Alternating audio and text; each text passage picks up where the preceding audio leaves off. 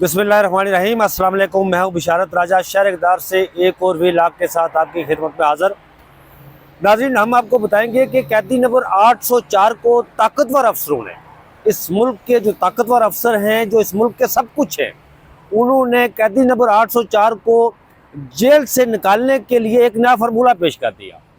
और कैदी नंबर 804 ने जो जवाब दिया, उस जवाब से उन ताकतवर अफसरान जो ये चाहते थे कि हम जब ये फार्मूला पेश करेंगे तो इमरान खान साहब इस पर बड़े खुश होंगे और वो फौरी तौर पर अपनी रजामंदी जाहिर कर देंगे और वो बाहर निकल कर जो हम उनको कंडीशनल मशरूत पेशकश कर रहे हैं, ये उस पर रजामंदी जाहिर करके वो चले जाएंगे। लेकिन इमरान खान साहब ने जो जवाब दिया उससे ताकतवरों के दांतों में पसीना आ गया। और फिर इमरान खान साहब की जो बहन अलीमा खानम है, जो कि आज ट्यूसडे है, ट्यूसडे को इमरान खान साहब से उनकी फैमिली मेम्बर्स की और वकला की मुलाकात होती है। जब इमरान खान की बहन उनसे मिलकर बाहर आई, उन्होंने मीडिया से जो गुफ्तगू की, उन्होंने खान साहब के हवाले से क्या कहा कि खान साहब ने क्या कहा कि मुझे क्या कहा गया ताकतवरों की तरफ से, और मैंने जो जवाब दिया उस पर वो अंगुश्ते बंदा होकर रह गए। इस पर बात करूँगा। और फिर हमारी अदालती तारीख ने आज एक ऐसा फैसला दिया, एक ऐसा अनोखा फैसला दिया कि हमारे जो माहिरीन कानून है, जो आइन के माहिर हैं, जो लाहिर हैं, वो उस फैसले से अपना सर पकड़ कर बैठ गए। एक ऐसा फैसला पाकिस्तान की अदलिया की तारीख का अगर मुआवजा देखा जाए, अदलिया की तारीख को उठाकर देखा जाए जो 47 से बनी थी हमारा अदालती निज़ाम, सफदर रशीद इसके पहले चीफ जस्टिस थे, वहाँ से उठाकर चीफ जस्टिस यही आफरीदी तक जो इस वक्त सुप्रीम कोर्ट ऑफ पाकिस्तान के चीफ जस्टिस है, अगर तारीख उठाकर उसका मुताला किया जाए तो हमारे पल्ले कुछ नहीं रहता। अदलिया के माथे पर स्याह तीन धब्बे हैं। हमें पढ़ने को मिलेगा कि अदलिया की तारीख स्याह तीन धब्बों से भरी पड़ी है। हमारी अदलिया ने ऐसे ऐसे फैसले दिए, हमारी अदालती तारीख ने ऐसे ऐसे फैसले दिए जिनकी नज़ीर, जिनके नज़ायर दुनिया में कहीं नहीं मिलते। 47 से लेकर आज 2024 का आखिरी दिन है। आज देखें हमारी अदलिया को, वो कहते हैं ना कि नाच घुंघरू बांध कर नाच। बदकिस्मती से मुझे ये कहना पड़ रहा है कि हमारी अदलिया को घुंघरू बंधवा कर नचाने का अमल काजी मुनीर ने शुरू किया था। वही काजी मुनीर जिसने मौलवी तमीज़ुद्दीन केस का फैसला दिया था, और फिर वो ऐसा फैसला जिसने पाकिस्तान की तारीख का धारा मोड़ दिया। और आज उसी का नतीजा है कि हम दलदल में फंसे हुए हैं। काश 60 की दहाई में काजी मुनीर ये फैसला ना देता ताकतवरों के कहने पर, तो आज हम किसी और समत में खड़े होते। लेकिन काजी मुनीर ने अदलिया को बांदी बनाया, उस वक़्त बांदी बनाकर ताकतवरों के कोठे पर रख दिया, और आज ये सिलसिला हनूज जारी है। इसको ओजे सरिया पर पहुंचाया। घुंघरू बांध कर नचवाने का जो अमल जारी हुआ था काजी मुनीर से, वो काजी फाइसा ने इसको ओजे सरिया पर पहुंचाया। काजी फाइसा तो वो मुनसिफ था, वो मुंतकम मजाज मुनसिफ, जो हर वक्त घुंघरू बांध कर 24 घंटे तहमा वक्त तैयार रहता था कि कोई पता नहीं कि ताकतवर कब इशारा करेंगे और वो नाचना शुरू कर दे। पाकिस्तान की सियासत, पाकिस्तान की अदलिया की तारीख 2024 की अगर बात की जाए तो काजी फाइसा एक ऐसा मुनसिफ आया 2024 में जिसने पाकिस्तान को दलदल में धकेला। उसका हर फैसला एक मुनसिफ मिजाज आइन और कानून के मुताबिक नहीं था। उसका हर फैसला एक मुंतकम मजाज फैसला था। उसका सीना बुग़्ज़ से भरा हुआ था पाकिस्तान तहरीक इंसाफ के खिलाफ। जब पाकिस्तान तहरीक इंसाफ का कोई केस सुप्रीम कोर्ट में जाता, तब काजी फाइसा वो केस अपनी अदालत में लगाता। हालांकि इसी सुप्रीम कोर्ट ऑफ पाकिस्तान ने एक ऑब्जर्वेशन दी थी साबिक चीफ जस्टिस गुलजार ने कि चूंकि माजी में काजी फाइज और इमरान खान साहब हरीफ रह चुके हैं, वो जब उसके खिलाफ रेफरेंस दायर हुआ था, सदारती रेफरेंस, तो इंसाफ का तकाजा ये है कि काजी फाइज साहब मुस्तकबिल में कोई केस पाकिस्तान तहरीक इंसाफ का अपने सामने ना लगाए। लेकिन वो काजी ही क्या जो आइन और कानून के मुताबिक चले। काजी फाइज साहब ने ताकतवरों के इशारे पर फैसले किए। दिसंबर 2023 को आरओ वाला फैसला हो तो रात को अदालत खोल दी। 13 जनवरी बल्ला छीनने वाला फैसला हो तो रात 11:30-12 बजे उस शब को स्याह फैसला दिया। नाज़रीन, मैं आपको बताऊं कि आज एक ऐसा फैसला हो, हमारी मैं जो कहता हूं कि हमारी अदलिया जो है वो घुंघरू बांधकर हिमा वक्त नाचने के लिए तैयार रहती है। आपको याद होगा कि 2017 में मजीद अचकज़ई जो बलूचिस्तान असम्बली का MPA था और पब्लिक अकाउंट कमेटी बलूचिस्तान का चेयरमैन भी था, उसने दिन दिहाड़े ट्रैफिक वार्डन को अपनी गाड़ी के नीचे देकर कुचल दिया, उसे मार दिया। केस अदालत में चला, वहाँ मॉडल कोर्ट बलूचिस्तान की दोस्त मोहम्मद खेल की अदालत में केस चला, तो अदालत ने फैसला दिया जी कि ना शवाहिद ना काफ़ी हैं, लिहाजा मजीद अचकज़ई को बरी करते हैं। वो पूरी दुनिया ने देखा कि दिन दिहाड़े उसकी गाड़ी कुचल रही है उसे, लेकिन अदालत ने अनोखा फैसला दिया। क्यों? क्योंकि ताकतवर चाहते थे, ताकतवरों ने इशारा दिया था कि मजीद अचकज़ई को उसे बरी करना है इस केस से।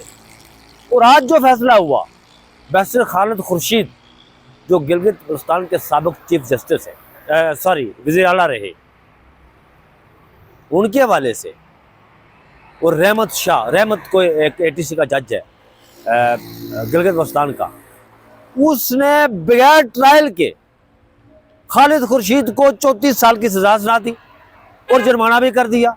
बगैर ट्रायल के, कोई ट्रायल नहीं हुआ। वहां पर लिखा गया फैसले में कि जी खालिद खुर्शीद को वकील सफाई पेश किया गया, जिसने अदालत में खालिद खुर्शीद का केस बड़ा बखूबी लड़ा। यह अनोखा फैसला। खालिद खुर्शीद पर इल्ज़ाम किया, खालिद खुर्शीद पर इल्ज़ाम यह था कि उन्होंने अदारों को गालियाँ दी। चीफ सेक्रेटरी गिलगित बल्तिस्तान को उन्होंने गालियाँ दी। खालिद खुर्शीद पर यह इल्ज़ाम था। सिक्योरिटी अदारों को गालियाँ दी, यह इल्ज़ाम था।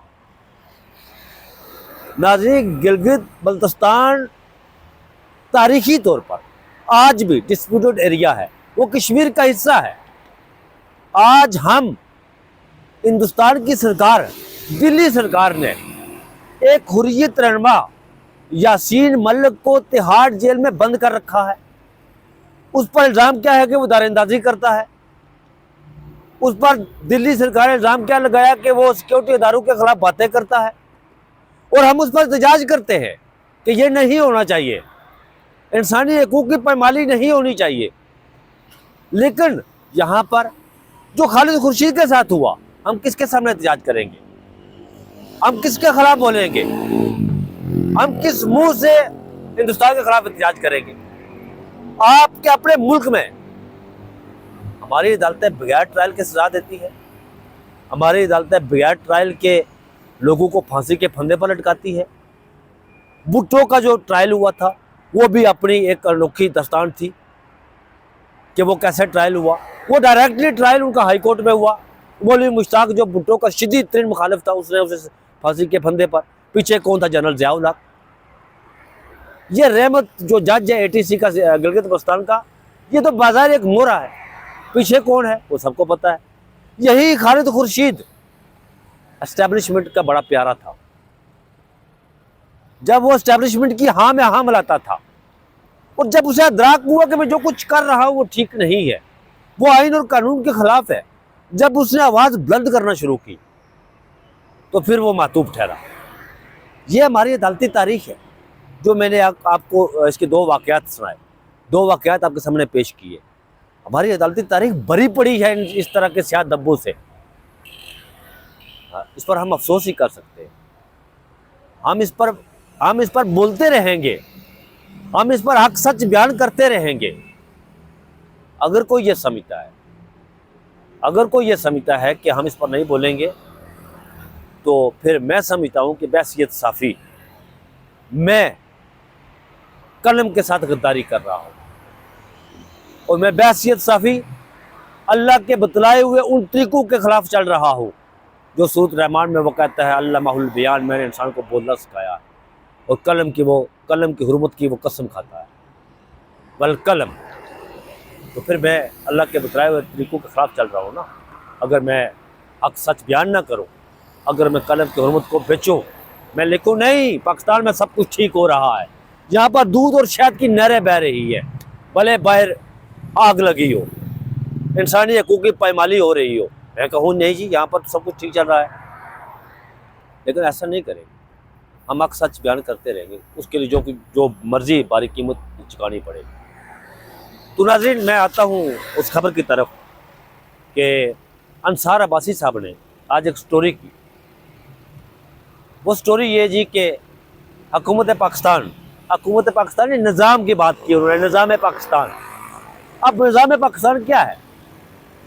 हुकूमत पाकिस्तान तो जस्ट एक मोरे का काम कर रही है। उसके पीछे क्या है? उसके पीछे एस्टेब्लिशमेंट खड़ी है।